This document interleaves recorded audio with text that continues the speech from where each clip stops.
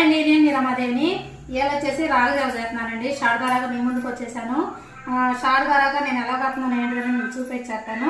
ఇప్పుడైతే చూసేసాను కదా ఏమి, ఇప్పుడు ఎలా చేస్తున్నానో చూద్దు. కానీ అయితే పాలు తీసుకున్నాను. పాలు కాగినాక బెల్లం వేసేసుకుంటున్నాను.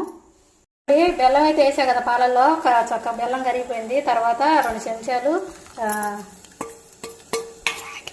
రాగి పిండి అయితే కలుపుకొని పెట్టుకున్నాను, నానబెట్టుకొని తీసుకున్నాను.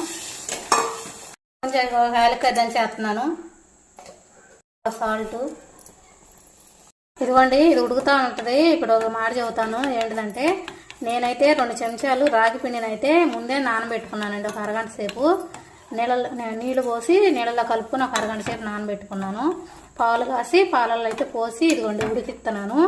బెల్లం యాలక్కాయ ఒకటి దంచేసాను. మళ్ళీ కొంచెం సాల్ట్ వేసుకున్నాను టేస్ట్ కోసం. నేను